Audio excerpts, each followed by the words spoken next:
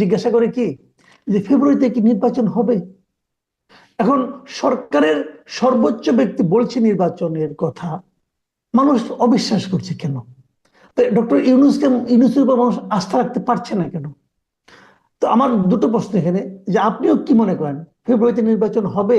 অথবা দ্বিতীয় প্রশ্ন যেটা, ডক্টর ইউনূসের উপর সাধারণ মানুষ আস্থা রাখতে পারছে না কেন? দেখুন, অনেকগুলো কারণ আছে নির্বাচন ফেব্রুয়ারিতে হবে কিনা এটা নিয়ে সন্দেহ পোষণ করার। নির্বাচন নিয়ে মানুষের মধ্যে এক ধরনের প্রত্যাশা, এক ধরনের অপেক্ষা এবং উচ্ছ্বাস আছে। আপনি জানেন মাসুদ কামাল ভাই, বাংলাদেশের মানুষ 17 বছর কোনো রকম কোনো ভোট দিতে পারে নাই। সো এত বছর পরে একটা নির্বাচন হবে, সেটার যে একটা আমেজ চারপাশে থাকার কথা, আমরা কিন্তু সেই আমেজ এখনো লক্ষ্য করছি না।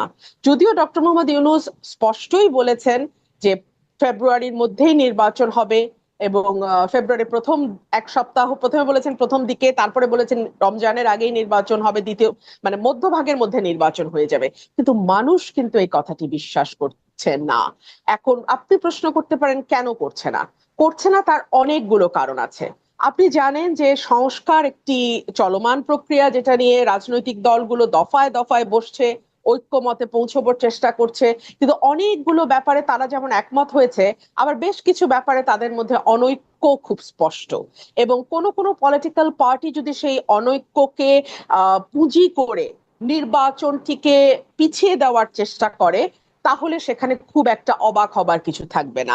আমি আপনাকে আরো খোলাখুলি বলি। ফর এক্সাম্পল, জামাত পিআর পদ্ধতির নির্বাচন চাইছে, এনসিপি এখনো নিবন্ধন পায়নি।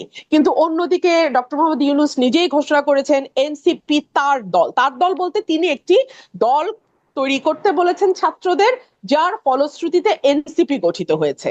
এবং এনসিপির সঙ্গে ডক্টর মোহাম্মদ ইউনূসের যে ঘনিষ্ঠতা, সেটা এখন নতুন করে আর বলবার কিছু নাই। কিন্তু এনসিপির নিবন্ধন এখনো হয় নাই।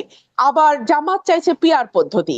নির্বাচনটি কিভাবে হবে সেটা নিয়েও কিন্তু এখন পর্যন্ত খুব ঐক্যমতে আসা গেছে এটি বলা যাবে না। আপনি যদি গ্রাউন্ড রিয়ালিটির কথা চিন্তা করেন, মাঠের পরিস্থিতির দিকে তাকান, আপনি দেখবেন এমন একটা দিন যায় না যেদিন কোথাও না কোথাও কেউ না কেউ মবের মাধ্যমে কিংবা কোনো না কোনো ভাবে, মানে পলিটিক্যাল হত্যাকাণ্ড কিংবা আইন শৃঙ্খলা পরিস্থিতি, ব্যবসায়ীরা টাকা পয়সার জন্য হত্যাকাণ্ড কোথাও না কোথাও হচ্ছে। অর্থাৎ আইন শৃঙ্খলা পরিস্থিতি যতটুকু স্মুথ হলে একটা নির্বাচন বাংলাদেশে হতে পারে। আমি কখনোই আশা করব না বাংলাদেশের আইন শৃঙ্খলা ইংল্যান্ডের মতো বা ফিনল্যান্ডের মতো বা পশ্চিমের দেশগুলোর মতো হবে। তবে বাংলাদেশের মানে মানদণ্ড অনুযায়ী একটা নির্বাচনের আগে আইন শৃঙ্খলা পরিস্থিতি যেমন হওয়া উচিত তেমন না। আজকে স্বরাষ্ট্র উপদেষ্টা বলেছে যে ঢাকায় মব কিছুটা কমলেও, যদি উনি মব জাস্টিস শব্দটা বলেছেন, এই জাস্টিস শব্দটা নিয়ে আমার ভীষণ আপত্তি আছে, আমি জাস্টিস বলবো না। এই মবের মবের সহিংসতায় ঢাকা কিছুটা কমলেও ঢাকার আশপাশে এবং দেশের অন্যান্য জায়গায় মব কিন্তু চলমান আছে। সো মানুষের মধ্যে যে একটা ভীতি, একটা আশঙ্কা, এগুলো দূর হচ্ছে না। এবং নির্বাচন যত এগিয়ে আসতে থাকবে, তত কিন্তু আইন শৃঙ্খলা পরিস্থিতি নিয়ন্ত্রণ করা কঠিন হয়ে যাবে। আমি আপনাকে আরেকটা বাস্তবতা বলি। ধরুন, জামাত আর এনসিপি কে যদি আমরা একপাশে সরিয়েও রাখি, মোটামুটি 300টা আসনে, প্রতিটি আসনে বিএনপির 5 থেকে 10 জন নেতা আছে যারা নমিনেশন প্রত্যাশী। যেই মুহূর্তে একজনকে নমিনেশন দেয়া হবে, সেই মুহূর্তে 2 জন 3 জন স্বতন্ত্র দাঁড়িয়ে যাবে। বাকিরা এক ধরনের আইন শৃঙ্খলা পরিস্থিতির অবনতি হবার আশঙ্কা সেই জায়গা থেকেও আমরা করছি, সেই জায়গা থেকেও তৈরি হতে পারে। তারপরে আওয়ামী লীগ নির্বাচনে আসবে কি আসবে না, এটা নিয়ে কিন্তু দুই রকমের মত আপনি দেখবেন দেশে প্রচলিত আছে। মানে একটা গ্রুপ অফ পিপল বলছে যে আওয়ামী লীগ কোনো পলিটিক্যাল পার্টি না, আওয়ামী লীগ হচ্ছে মানে এমন একটা দল যেটাকে আমরা মাফিয়া বা গ্যাংস্টারের মতন একটা মানে গ্রুপ অফ পিপল, যাদের নির্বাচনে আসা না আসায় আসলে কিছু যায় আসে না। কিন্তু আরেকটা মত হচ্ছে যে না, আওয়ামী লীগ পুরাতন রাজনৈতিক দল, আওয়ামী লীগকে ছাড়া যদি আপনি নির্বাচনে যান, that will be the reputation of 14, 18 or 2024। 18টা যদি বাদও রাখি, 14 এবং 24-এর ইলেকশনের রিপিটেশন হবে। সো এতগুলো ভিন্ন ভিন্ন অ্যাসপেক্ট যখন মাঠে ক্রিয়াশীল থাকে, তখন আপনি কিভাবে একটা স্মুথ ইলেকশন আশা করেন? তাহলে প্রধান উপদেষ্টা যেটা বলেছিলেন আর কি, যে উনি ইতিহাসের সর্বশ্রেষ্ঠ নির্বাচন উপহার দিবেন। তো এটা কি তাহলে আসলে কথাই থেকে যাবে? আপনি দেখুন, আমি আজকে লক্ষ্য করছিলাম যে অন্তত পক্ষে সরকারের তরফে 4 জন, আমি যদি ভুল না করি, 2 জন উপদেষ্টা এবং 2 জন সরকারের নীতি নির্ধারণী মহলের, তারা বারবার কিরা কসম কেটে বলতেছে ফেব্রুয়ারিতেই নির্বাচন হবে। কোন দল কি বলল, কোন দল নির্বাচনে আসলো বা না আসলো, তাতে কিচ্ছু যায় আসে না।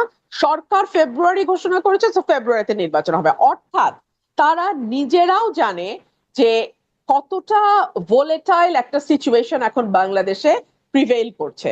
তারা নিজেরাও কিন্তু খুব একটা কনফিডেন্ট না যে কেমন ইলেকশন, বাট তারা রিপিটেডলি এই কথাটা বলছে। আপনি মাসুদ ভাই যখন একটা কথা বারংবার বলবেন, তখন ওটা আপনার নিজের প্রতি আস্থাহীনতারই একটা বহিঃপ্রকাশ। না হলে একই কথা আসলে বারবার বলার দরকার নাই।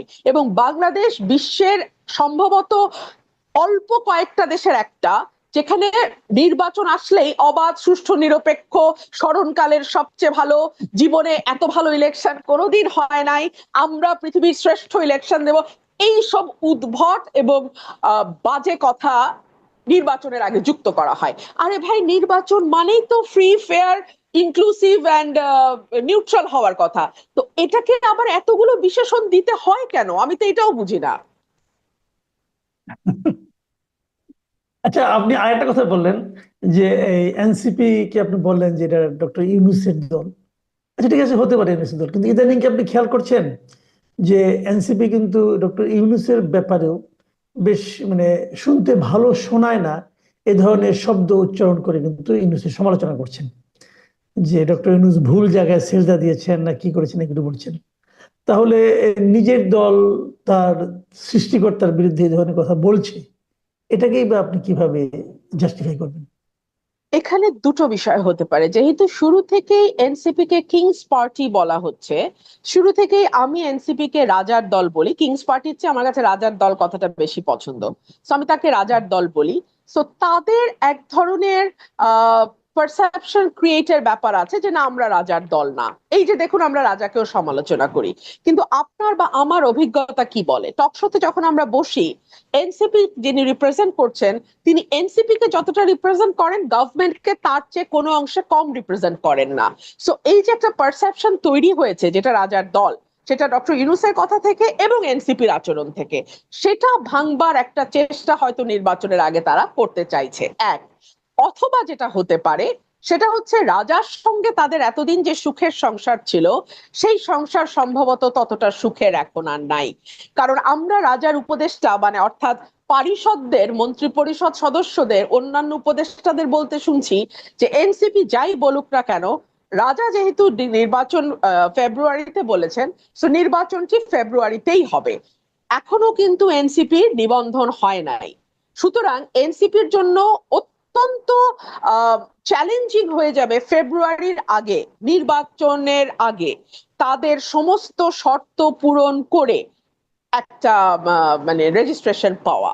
সো এই সকল কিছুর বিবেচনায় রাজার সঙ্গে বনিবনা না হওয়া, তারা প্রথম দিকে যেরকম দাপট এনজয় করেছে, যেরকম যাচ্ছে তাই কথা বলা, যাচ্ছে তাই আচরণ করার এক ধরনের প্রচ্ছন্ন সমর্থন তারা সরকার থেকে পেয়েছে, না হলে তো উপদেষ্টাদের পিএসরা কোটি কোটি টাকা বানাতে পারতো না। না হলে তো উপদেষ্টাদের পিতারা এলাকায় এলাকায় মব রাজত্ব কায়েম করতে পারতো না। এবং দেখেন আপনি, এই মব রাজত্ব কায়েমের কথা গণমাধ্যমে আসার পরেও এখন পর্যন্ত আমি দোষী নির্দোষ সরিয়ে রাখি, একটা ন্যূনতম ইনভেস্টিগেশনও হয় নাই।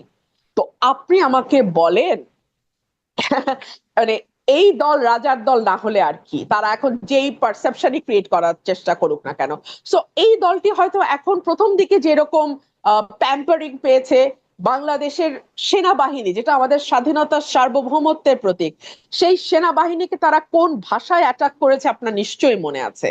সেনাবাহিনীর আহ একজন মেজরের ফ্যামিলি সম্পর্কে যে ধরনের বাজে কথাবার্তা তারা ফেসবুকে দিয়েছে, এটা কোথাও হয় না মাসুদ কামাল ভাই, পৃথিবীর কোথাও হয় না। সেনাবাহিনী প্রতিটি দেশের স্বাধীনতা সার্বভৌমত্বের প্রতীক। এটাকে যখন আপনি কটাক্ষ করবেন, এটাকে যখন আপনি হেয় করবেন, তখন আপনি কিন্তু বাংলাদেশের স্বাধীনতা সার্বভৌমত্বকে প্রশ্নের মুখে ফেলে দেবেন? জি, আরেকটা প্রসঙ্গ, এটা খুব রিসেন্টলি হয়েছে। আমি মানে এটা আলোচনা হচ্ছে, আমি সম্ভবত এটি আমাদের শেষ প্রশ্ন। সেটা হলো যে বিভিন্ন দূতাবাস থেকে একটা মৌখিকভাবে নির্দেশ গিয়েছে যে রাষ্ট্রপতির ছবি নামিয়ে ফেলতে হবে, কিন্তু এই ব্যাপারে কোনো প্রজ্ঞাপন হয়নি, মৌখিক নির্দেশ গিয়েছে এবং এটা অনেক জায়গায় পালন করা হচ্ছে। তো আবার এটা দেখলাম যে আমাদের দেশীয় রাজনীতিবিদরাও এটাকে একভাবে সাপোর্ট দিচ্ছেন। আপনি যে দলের সঙ্গে যুক্ত সেই দলের একজন নেতা বলেছেন যে তারা বোধহয় নো পোর্ট্রেট নীতিতে অগ্রসর হচ্ছে। তো এখন যেটাই হোক, কোশ্চেনটা হলো কি যে এই জিনিসটা যদি হয়ে থাকে, এর তো কোনো প্রজ্ঞাপন দেখলাম না, সরকারি কোনো নির্দেশনা দেখলাম না। এটা কি মৌখিকভাবে হয়, অথবা এভাবে কি হওয়া উচিত? রাষ্ট্রপতি কি ব্যক্তিটা ইম্পর্টেন্ট না চেয়ারটা ইম্পর্টেন্ট? এই বিষয়গুলো নিয়ে কিন্তু অনেক জায়গায় আলোচনা হচ্ছে। এটাকে আপনি আসলে কিভাবে দেখছেন? দেখুন, গত 1 বছরে রাষ্ট্রটাকে ঐক্যবদ্ধ রাখা, মানুষকে ঐক্যবদ্ধ করা, 15 বছর যে বিভাজনের চাষ হয়েছে সেটাকে বন্ধ করা, ল অ্যান্ড অর্ডারকে স্থিতিশীল করা, প্রতিষ্ঠানগুলোকে শক্তিশালী করা, এই দিকে মনোযোগ না দিয়ে সরকার আরো অন্যান্য অনেক নিটিগিটি ছোট ছোট ব্যাপারের দিকে মনোযোগ দিয়েছে। ধরুন, এই যে এই রাষ্ট্রপতির পোর্ট্রেটের ব্যাপারটাই ধরুন, এই পোর্ট্রেটটি সরানো কেন হলো আমরা কেউ জানি না। আপনি জানেন না, আমি জানি না, রাজনৈতিক দলগুলো জানে কিনা আমি জানি না। সো এই যে কেউ না জানলো, চুপে চুপে একটা মৌখিক নির্দেশ দেয়া হলো, এটার অর্থটা কি? যদি নো পোর্ট্রেট নীতি নিয়ে থাকে তাহলে সেটা প্রজ্ঞাপন দিয়ে আমাদের জানা, তাহলে কারো পোর্ট্রেট থাকবে না, ওয়েল এনাফ। আর কোন পলিটিক্যাল পার্টি যদি সেটাকে সাপোর্ট করে, তাহলে আমি আশা করব সেই পলিটিক্যাল পার্টিও যখন ভবিষ্যতে ক্ষমতায় যদি যায়, তাহলে তারাও নো পোর্ট্রেট নীতি নেবে। ডেফিনেটলি আমরা সেটা আশা করব। সো আমরা না এখন পিসমিল বেসিসে কাজ করছি, মানে যেটা সামনে আসছে ওটা নিয়ে কাজ করছি, কিন্তু আমাদের আসল যে কাজগুলো, এই সরকারের যে গুরু দায়িত্বটা ছিল 5ই অগস্ট 2024 সাল থেকে আজকে 25 সালের অগস্ট মাস অলমোস্ট শেষ হতে যাচ্ছে, এখন পর্যন্ত সেই আসল জায়গাগুলোতে আমরা হাত দিতে দেখলাম না। রাষ্ট্রপতির ছবি থাকবে কি থাকবে না সেটা নিয়ে সরকার যত ব্যস্ত, তার চেয়ে যদি বাংলাদেশের ল অ্যান্ড অর্ডার সিচুয়েশনটা ঠিক করার দিকে সরকার মনোযোগী হতো, যদি মানুষের নিরাপত্তা দেওয়ার ব্যাপারে সরকার মনোযোগী হতো, যদি একজন ভালো উপদেষ্টাকে স্বরাষ্ট্রের দায়িত্ব দেয়া হতো, যদি নির্বাচন সামনে রেখে কিভাবে তারা রোডম্যাপ তৈরি করবে সেটা নিয়ে মানুষের সামনে একটা ক্লিয়ার পিকচার দিত, যদি রাজনৈতিক পলিটিক্যাল পার্টিগুলোর মধ্যে ঐক্যমতের ব্যাপারে আরেকটু জোর দিত এবং যত দ্রুত সম্ভব নির্বাচনের ব্যাপারে একটা ফয়সালা করতে পারতো, তাহলে আমার মনে হয় যে দেশটা আরেকটু বোধহয় রাইট ট্র্যাকে যেত। আপনি যদি সাধারণ মানুষের দিকে কান পাতেন, যারা কোনো পলিটিক্স করে না, তারা কিন্তু ভীত এবং তারা বলে দ্রুত একটা পলিটিক্যাল গভর্নমেন্ট আসুক, সেই গভর্নমেন্ট যেমনই হোক is better than an unelected government. আমরা তো দেখলাম রাজনৈতিক নেতাদের শাসনও 53 বছর দেখলাম, আবার আমরা অরাজনৈতিক বিশ্ববিখ্যাত অতি উচ্চ শিক্ষিত মানুষের শাসনও এই 1 বছরে দেখলাম। সো মানুষ তো তার কম্পেয়ার নিজেরা নিজেদেরটা করতে পারে। জি, অনেক ধন্যবাদ, অনেক ধন্যবাদ রুমিন ফারহানা। প্রিয় আপনাকে দর্শক, অসংখ্য ধন্যবাদ। আপনারা শুনলেন ব্যারিস্টার রুমিন ফারহানার বিশ্লেষণ আমাদের নির্বাচন নিয়ে, ডক্টর ইউনূসের কথার প্রতি মানুষের আস্থা নিয়ে, রাষ্ট্রপতির ছবি নিয়ে, আইন শৃঙ্খলা নিয়ে, সবকিছু নিয়ে। আমরা আগামীতে আরো নানা নানা প্রসঙ্গে ওনার সঙ্গে আলোচনায় বসতে চাই। ততক্ষণ পর্যন্ত আপনারা ভালো থাকবেন। এখন এ পর্যন্তই। আল্লাহ হাফেজ।